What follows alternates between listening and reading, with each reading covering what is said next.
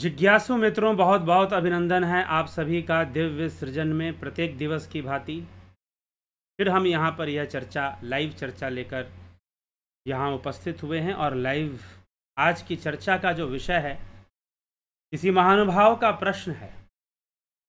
अभी जो आगे चर्चा इस चैनल पर चलेगी वो आपके प्रश्नों पर चलेगी। जैसे आपके प्रश्न होंगे, अगर प्रश्न सही लगेंगे तो उनको रखा जाएगा और उन पर चर्चा की जाएगी। लेकिन अगर आप प्रश्न पूछना चाहते हैं तो आप 9661802459 इस नंबर पर आप प्रश्न पूछेंगे। आपके प्रश्न आध्यात्मिक होने चाहिए, जीवन संबंधी होने चाहिए। लाइफ रिलेटेड प्रॉब्लम्स जो हैं, अगर वो भी आप रखते हो, जीवन से संबंधित कई समस्याएं जो होती हैं वो भी अगर आप रखते हो तो उस पर भी हम चर्चा करेंगे, करते आए हैं। पीछे भी कुछ दिन किया, आगे भी करेंगे। तो आज का विषय है, आज का टॉपिक क्या है? आज का विषय है प्रकृति को कैसे महसूस करें। प्रकृति को कैसे महसूस करें? प्रकृति कैसे महसूस की जा सकती है?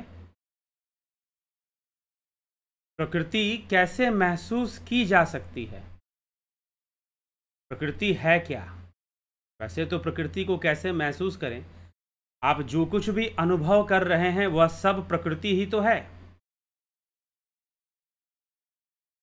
आप जो कुछ भी अनुभव कर रहे हैं वह सब क्या है? प्रकृति ही तो है। गो गोचर जहां लग मन जाई, सो सब माया जानहु भाई। श्री रामचंद्र जी लक्ष्मण जी से कहते हैं, गो गोचर जहां लग मन जाई, जहां जहां तुम्हारी इंद्रियां जाती हैं वहां वहां सब कुछ तो माया है। हर चीज तो माया ही के अंतर्गत आएगी। तो इसीलिए जहां जहां तुम्हारी इंद्रियां जाती हैं, जहां जहां जो कुछ भी हम अनुभव कर रहे हैं, वास्तव में प्रकृति को ही अनुभव कर रहे हैं। वैसे प्रकृति का अर्थ है क्रिया और प्रतिक्रिया। कृति, प्रकृति, कृति का परिणाम ही प्रकृति है। तो क्रिया और प्रतिक्रिया या प्रकृति, तो यह जो प्रकृति है, हम हमेशा ही इसका अनुभव करते हैं। जब भी हमें कोई कर्म का फल मिलता है तो प्रकृति ही लाकर देती है। कोई दुख आता है, प्रकृति ही देती है। कोई सुख आता है, प्रकृति ही देती है। यह सारा खेल तो प्रकृति का ही है। यह सारा खेल तो प्रकृति का ही है। तो प्रकृति को महसूस करना, आप हर समय महसूस कर रहे हैं प्रकृति को, लेकिन आपका ध्यान वहां पर नहीं है। वास्तव में आपका संपूर्ण अस्तित्व ही प्रकृति पर निर्भर है और प्रकृति में है। आपका संपूर्ण अस्तित्व ही प्रकृति पर निर्भर है और आप स्वयं, आपकी स्थिति जो है वो प्रकृति के अंदर है। प्रकृति के बाहर आप हैं ही नहीं और ना हो सकते हैं। प्रकृति के बाहर आपका अस्तित्व होना भी असंभव ही है। प्रकृति के बाहर आपका अस्तित्व होना भी असंभव ही है। वो हो भी नहीं सकता है, पॉसिबल नहीं है। तो नेचर, तो प्रकृति तत्व क्या है, इसी को तो जानना है। जब आपके अंदर क्रोध आ जाए तो समझिए कि तमोगुण, रजोगुण बहुत बढ़ रहा है।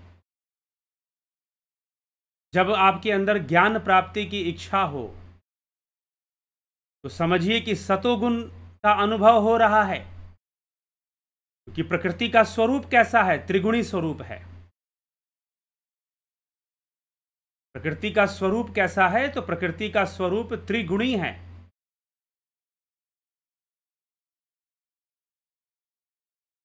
तीन गुणों वाला स्वरूप है प्रकृति का।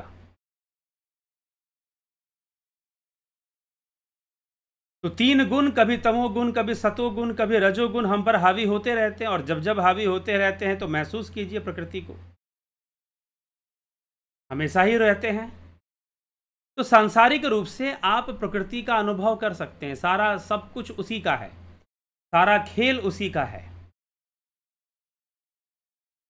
आप उसी के वशीभूत है। सत्य तो यह है कि आपका अस्तित्व ही उसके वशीभूत है।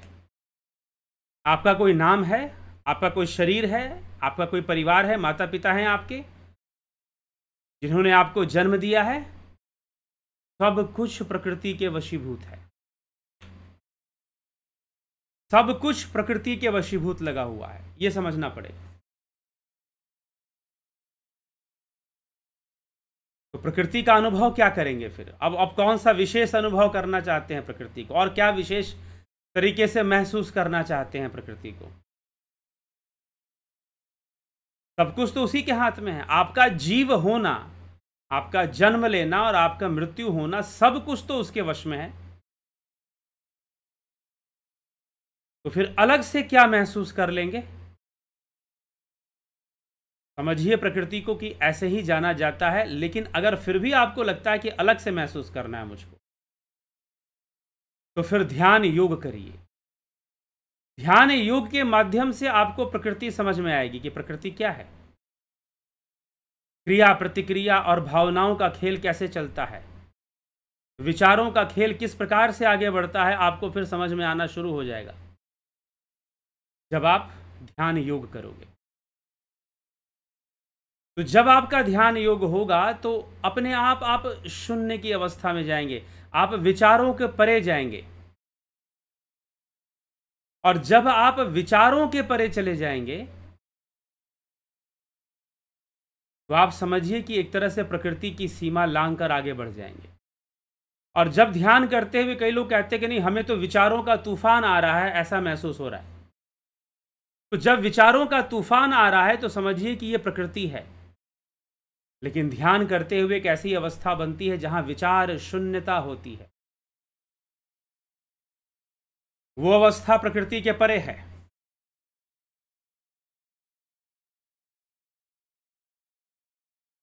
ठीक है,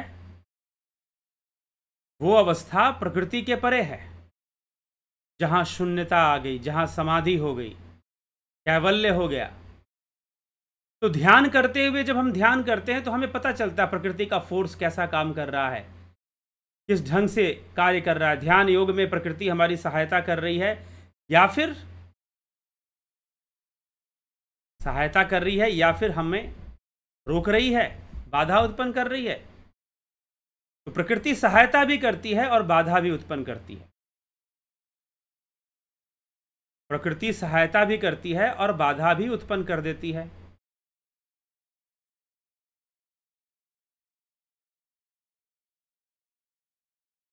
तो हमें ये बातें तभी समझ में आएंगी जब हम क्या करेंगे, ध्यान योग का अभ्यास करेंगे। जब ध्यान योग का अभ्यास करेंगे तो हमें ये बातें ज़्यादा बेहतर तरीके से समझ में आती है कि प्रकृति का कार्य कैसे चल रहा है, प्रकृति किस तरह से कार्य कर रही है।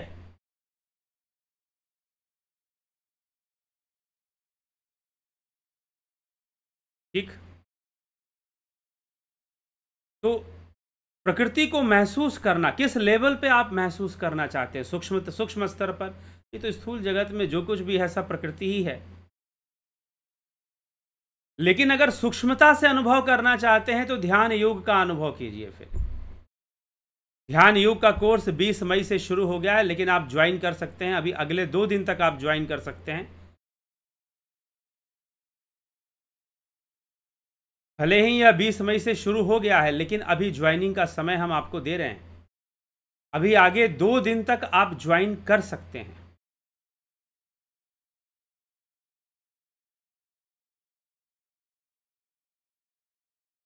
ठीक, तो ध्यान योग आपको अनुभव कराएगा प्रकृति की सूक्ष्मता का। ध्यान योग आपको अनुभव कराएगा प्रकृति की सूक्ष्मता का, कि प्रकृति कितनी सूक्ष्म है, कितनी ताकतवर है। माया किसे कहते हैं ये वही जानते हैं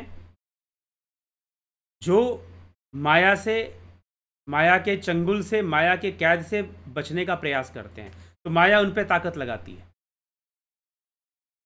जब आप ध्यान योग करते हैं, और ध्यान योग वो मार्ग है जो आपको माया के परे ले जा सकता है, तो जैसे ही आप उसमें सफलता प्राप्त करने की कोशिश करेंगे, माया आपके साथ काम करेगी। फिर माया आप पर अपनी ताकत लगाएगी। फिर प्रकृति की ताकत लगेगी, क्योंकि आप निकलना चाहते हैं, आप बचना चाहते हैं प्रकृति से। इसलिए प्रकृति आप पर ताकत जरूर लगाएगी, अपनी शक्ति जरूर लगाएगी। फिर आपको समझ में आएगा कि प्रकृति क्या चीज है, कर्मों का सिद्धांत कैसे कार्य करता है, कर्म किस प्रकार से हमारे जीवन में आते हैं और हमें बंधन दे देते हैं, बांध देते हैं, कर्म बंधन बन जाता है। हम कर्म बंधन के वशीभूत हो जाते हैं। फिर तो कर्म बंधन के वशीभूत हम ना हो, जब तक जीवन है तब तक तो है, लेकिन इससे निकलने का मार्ग धीरे धीरे ध्यान योग का मार्ग है। हम उससे बाहर निकलना शुरू कर देते हैं, हम उससे बचना शुरू कर देते हैं। लेकिन कैसे? अभ्यास करते हुए, प्रैक्टिस करते हुए। तो ध्यान योग का जब अभ्यास होगा तो फिर प्रकृति के बहुत सारे रहस्य समझ में आएंगे। स्वामी विवेकानंद जी कहते हैं कि ध्यान योग से प्रकृति अपने रहस्यों को प्रकट करती है। जो योगी है, जो ध्यान योगी है, उसके सामने प्रकृति अपने रहस्यों को प्रकट करती है। प्रकृति कई प्रकार के रहस्य प्रकट करती है, कई प्रकार के रहस्य दिखाती है ध्यान योग के माध्यम से।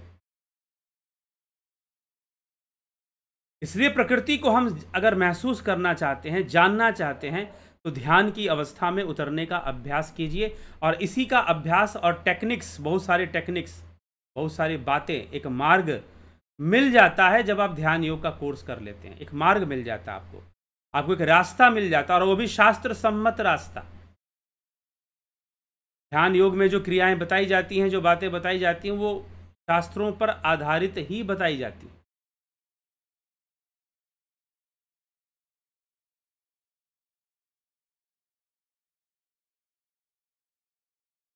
ठीक है?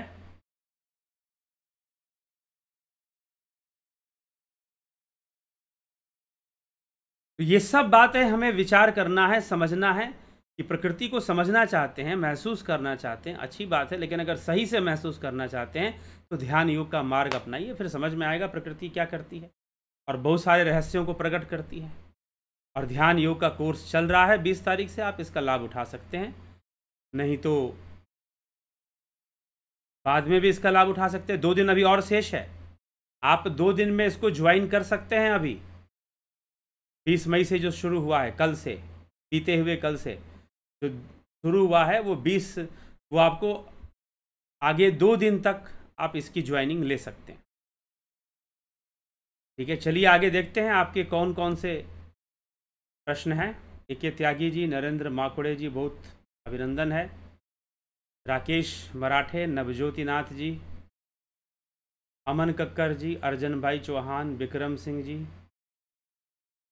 राजू पाल जी, सविता नायक जी, गोविंद प्रसाद नीमा जी, रूपलाल विश्वकर्मा, अवनी प्रधान जी, सबका बहुत बहुत अभिनंदन है जी। पलकधारी शेखर, श्वेता राय सिन्हा जी, बहुत अभिनंदन है। योगेंद्र पंडित, रतन सिंह, आदर्श सिंह, उषा श्रीवास्तव, राम विलास जी, अजीत अपराजित, पीखू कुशाड़िया, बिमला शाह जी, मीना राठौड़ जी, घनश्याम सरोदे, व्यास सिंह जी। क्या प्रकृति को हम माता रूप में पूज सकते हैं? माता रूप में पूज सकते हैं, ये तो मन की भावना है। जैसे हमने अन्न को अन्नपूर्णा का रूप दिया, अन्न की पूजा के लिए हमने उसे देवी के रूप में पूजा, अन्नपूर्णा के नाम से। वैसे पूजना है तो पूज सकता है आदमी। धरती माता को भी प्रकृति माता के रूप में पूजा जाता है। नथु सिंह जी, चंदन मिश्रा, बलवंत सिंह गोहिल, आर्यन कुमार। प्रभु जी, अष्टांग योग को करने के बाद कुल देव की पूजा करने की जरूरत है या नहीं? जी नहीं। अगर अष्टांग योग करते हैं आप, तो योग का मार्ग जो है अध्यात्म का मार्ग है, आत्मज्ञान का मार्ग है, कैवल्य प्राप्ति का मार्ग है। हाँ, देव पूजा, अगर आपको देव पूजा करनी है तो आप कर सकते हैं। लेकिन अगर आप ये पूछते हैं कि करने की जरूरत है कि नहीं, तो अगर आपका योग बहुत बढ़िया चल रहा है तो कोई विशेष जरूरत नहीं है। लेकिन फिर भी मनाही नहीं है कि आप नहीं कर सकते हैं, क्योंकि भगवान कृष्ण ने स्वयं कहा है कि ये जो पूजा है यह तो स्वर्ग प्राप्ति का मार्ग है, लेकिन मोक्ष का मार्ग तो नहीं है। ठीक, तो यह भी है, इसको समझना है।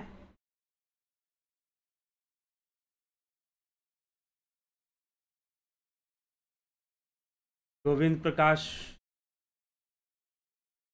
कोरी जी, आरपी पी, नूतन भट्ट, विष्णुचंद्र मौर्य, राम गोपाल जागीर, गंभीर शाह जी, संतोष कुमार जी, नरेंद्र माकोड़े जी, ब्रह्म की शक्ति को प्रकृति कह सकते हैं। ब्रह्म की शक्ति को नहीं, ब्रह्म के विवर्त को।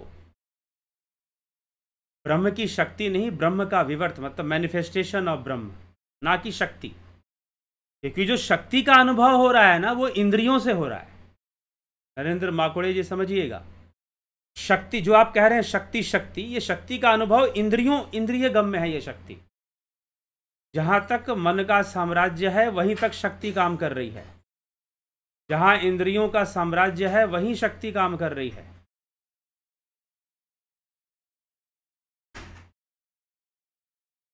और कहीं शक्ति काम नहीं कर रही। तो इसीलिए जो आप शक्ति का अनुभव करते हैं वो इंद्रिय जगत में ही शक्ति का अनुभव हो रहा है, ऐसा समझना चाहिए।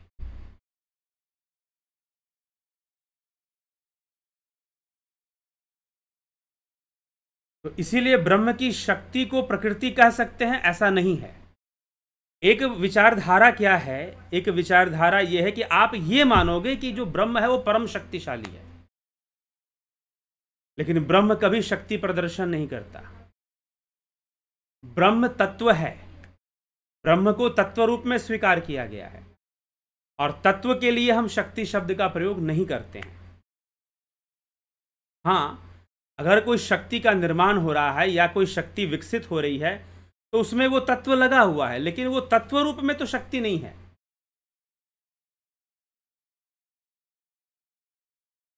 इसलिए ब्रह्म की शक्ति को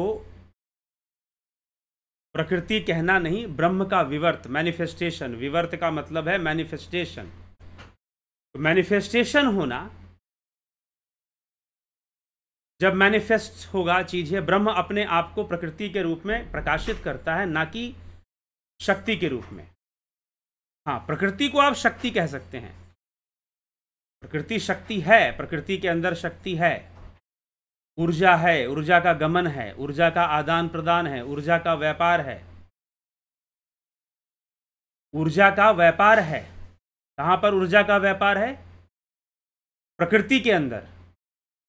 कुछ लोग कहते हैं कि ऊर्जा ही परमात्मा है। जी नहीं, ऊर्जा भी परमात्मा नहीं है, ऊर्जा प्रकृति है।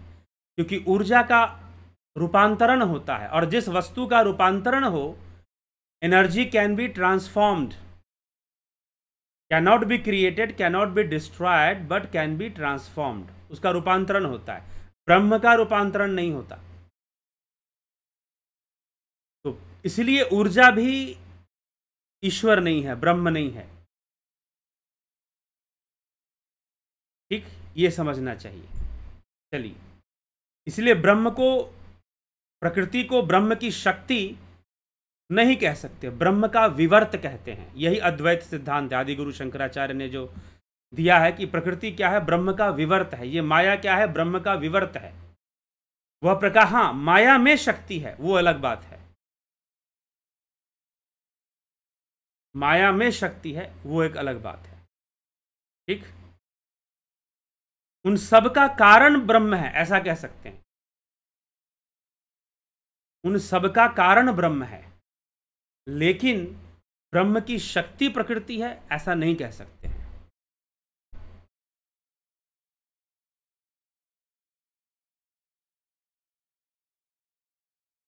ठीक, चलिए, Kamlesh हरनर ji, Kishore Vaidya, Suman Ladda, Narendra Makude ji, Vinod Kumar Sharma. How can join the course detail? You can WhatsApp on number, एक नंबर हम आपको देते हैं,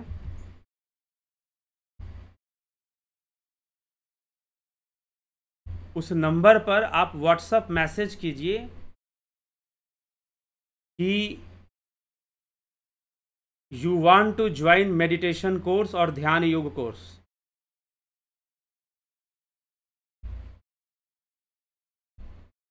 अगर आप जानना चाहते हैं तो उस पर आपको सारी जानकारी दे दी जाएगी।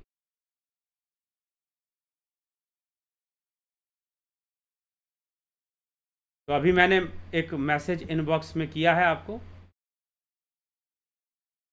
9661802459, ये नंबर मैंने आपको दिया है। आप इस नंबर पर संपर्क करें और इस नंबर पे संपर्क कर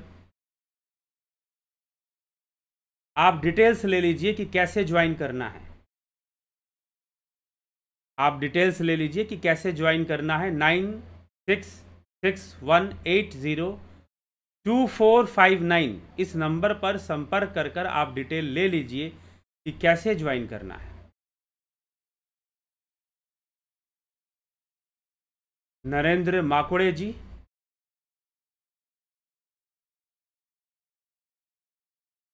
विनोद कुमार शर्मा, नरसाराम जी, पूजा विश्वकर्मा, योगेश खैरनर, नरेंद्र माकुड़े, ब्रह्म से प्रकृति उत्पन्न हुई है, कुछ ऐसा ही समझिए, प्रकाशित हुई है। उत्पन्न भी नहीं माना जाता है, मैनिफेस्टेशन माना जाता है। मैनिफेस्टेशन कैसे? जैसे आप पर्दे पे फिल्म देख रहे हैं तो लाइट के थ्रू क्या हो रहा है, वो मैनिफेस्ट हो रहा है, वो पर्दे के पर प्रकाशित हो रहा है। कहने का मतलब यह है कि वास्तव में यह संसार है ही नहीं, ब्रह्म ही ब्रह्म है, अद्वैत सिद्धांत। इसीलिए विवेक चूड़ामणि पूरा सुनिए। विवेक चूड़ामणि में बताया गया कि सब कुछ ब्रह्म ही ब्रह्म है। तो वो एक लेवल पे बताया गया। जब आप उस अवस्था में, तुरीय अवस्था में पहुंचेंगे अपने योग बल से, तब जाके वो स्पष्ट होगा कि वास्तव में ये क्यों कहा गया ऐसा। इसलिए विवेक चूड़ामणि पढ़िए, नहीं तो विवेक चूड़ामणि का प्लेलिस्ट है पूरा, उसको सुनिए, ठीक है। तो ब्रह्म से प्रकृति उत्पन्न भी नहीं हुई है, क्योंकि आप सारी चीजों की कल्पना कहां से कर रहे हैं, आप सारी चीजों की तुलना कहां से कर रहे हैं? इस इंद्रिय जगत से कर रहे हैं। आप इस इंद्रिय जगत से सारी चीजों की तुलना कर रहे हैं, क्योंकि आप संसार में देख रहे हैं कि कोई चीज कैसे उत्पन्न होती है, तो आपको लग रहा है कि ब्रह्म से प्रकृति भी वैसे ही उत्पन्न हो गई होगी। उत्पन्न नहीं हो रही है, फोकस्ड हो रही है सिर्फ, जैसे कि सिनेमा का फोकस होता है ना। वास्तव में संसार है ही नहीं। यह अद्वैत सिद्धांत का मानना है कि संसार को कौन प्रकट कर रहा है? इंद्रियां प्रकट कर रही है। ये आंखें, ये कान, ये हमारी सेंसेस, ये संसार को प्रकट कर रहे हैं।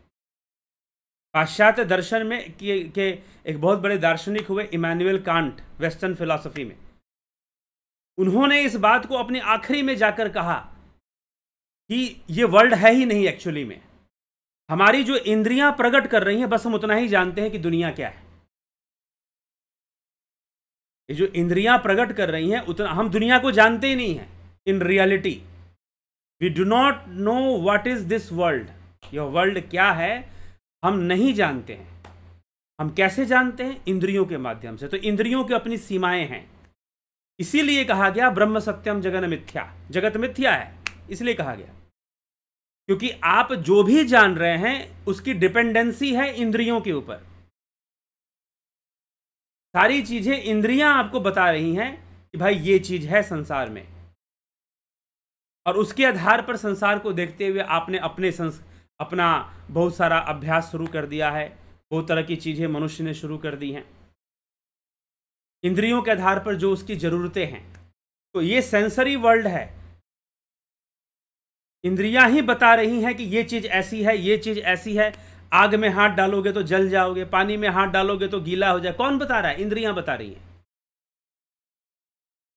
इंद्रियां बता रही हैं सब कुछ। तो संपूर्ण संसार को प्रकट कौन कर रहा है? इंद्रियां प्रकट कर रही हैं। आपके सामने जो भी संसार प्रकट हो रहा है वो इंद्रियों से परे नहीं हो रहा है, इंद्रियां ही प्रकट कर रही हैं। जो इंद्रियां दिखा रही हैं वो आप देख रहे हो और उतना ही समझ रहे हो। यहां पर मामला अटका हुआ है इसी बात पर, ठीक। तो इसीलिए अद्वैत सिद्धांत कहां पे आ जाएगा कि भाई संसार तो वास्तव में है ही नहीं, ये तो इंद्रियों का जाल है एक, जिसे आप देख रहे हैं। इन इंद्रियों से परे चले जाइए, समाधि अवस्था में पहुंचिए, सब गायब, कोई संसार नहीं फिर। तो इसीलिए क्या है फिर? ब्रह्म ही ब्रह्म है। इसलिए अद्वैत सिद्धांत कहता है कि ब्रह्म ही ब्रह्म है, फिर सब कुछ ब्रह्म है वास्तव में, और ये इंद्रियों का जगत तो मिथ्या है, ब्रह्म सत्यम जगन मिथ्या, ऐसे कहा गया। आंखों से जो हम देख रहे हैं वो आंखों का सत्य आंखों का ही सत्य है, कानों से सुन रहे हैं कानों का सत्य कानों का ही सत्य है, बस वहीं तक उसकी सत्यता वहीं तक सीमित है। कान ब्रह्म तक नहीं पहुंच सकते, ये आंखें ब्रह्म तक नहीं पहुंच सकती। ध्यान योग के माध्यम से आप उस ब्रह्म तक पहुंचते हैं, ठीक है। तो ब्रह्म से प्रकृति उत्पन्न हो रही है ऐसी भी कोई बात नहीं है, मैनिफेस्ट हो रहा है, इंद्रियां उसको परसीव कर रही हैं। जैसे पर्दे पे फिल्म चल रही है ना, वैसे है संसार।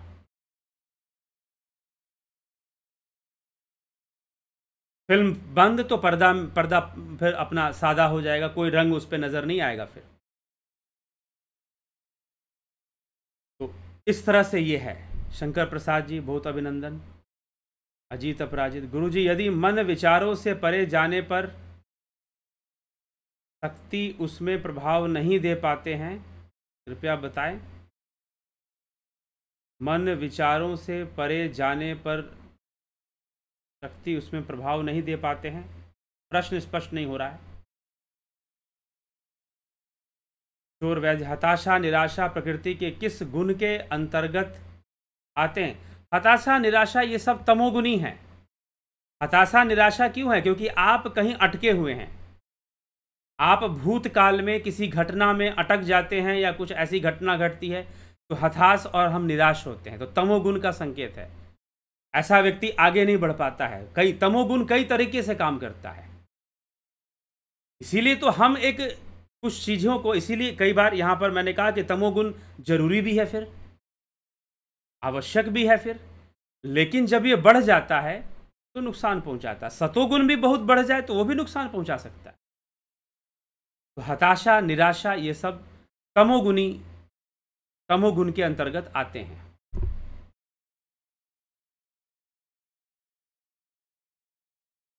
ठीक। नरेंद्र माकोड़े जी, AK भट्ट जी, आदर्श सिंह जी, तो फिर इंद्रियां कहां से आ गई? इंद्रियां जीव में आ गई।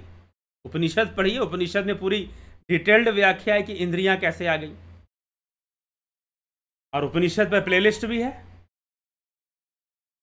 आप कहां से आ गए? पहली बात तो ये है, आपका अस्तित्व कहां से हो गया, ये जानने की कोशिश कीजिए। जब ये जानने की कोशिश करेंगे तो उसको भी जान जाएंगे कि इंद्रियां कहां से आ गई। सांख्य शास्त्र इसकी व्याख्या करता है, इंद्रियां कहां से आ गई। महत तत्व, अहत तत्व, मन का निर्माण, और फिर अहत से 3 प्रकार के अहंकार, सात्विक अहंकार, राजसी अहंकार और तामसी अहंकार। सात्विक अहंकार से ज्ञान इंद्रियों का निर्माण, राजसी अहंकार से कर्म इंद्रियों का निर्माण, और फिर तामसी अहंकार से पंचभूत और पंच तन्मात्राओं का निर्माण हो जाता है। ये इवोल्यूशन है, ये किसी ने बनाया नहीं है, ये इवॉल्व हो रही है, विकसित हो रही हैं। इसलिए सांख्य ने विकासवाद माना है, सत्कार्यवाद के आधार पर विकासवाद माना है। अद्वैत ने सत्कार्यवाद के आधार पर विवर्तवाद माना है। ठीक कि नहीं? वो विकसित शब्द ना कह के बोलते नहीं, सारी चीजें प्रकाशित हो रही हैं, ना कि विकसित हो रही। ठीक। ऐत्रेय उपनिषद पढ़िए, तैत्रीय उपनिषद पढ़िए, उसमें मिलेगा पंचकोश की भी वर्णन और इन सभी विषयों, हिरण्यगर्भ का वर्णन मिलेगा।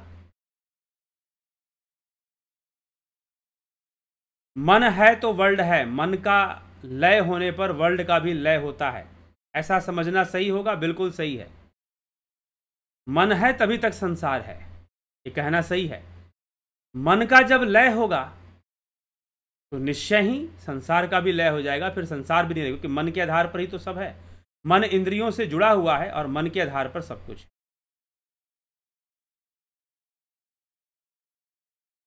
नरेंद्र माकुड़े जी, बबीता धीमान जी,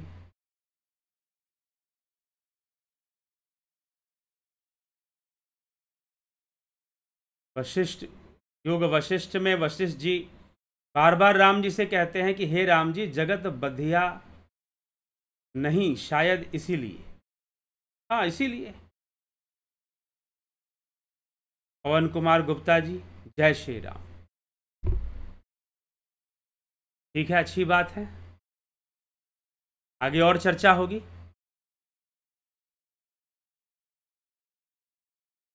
वर्तमान में अभी हम इस कार्यक्रम को यहाँ विराम देते हैं। कल फिर मिलते हैं 9 PM लाइव चर्चा में। तो बहुत बहुत आभार आप सभी का। कल फिर मिलेंगे 9 PM लाइव चर्चा में अलग विषय के साथ। ओम तत्सत आप सभी को।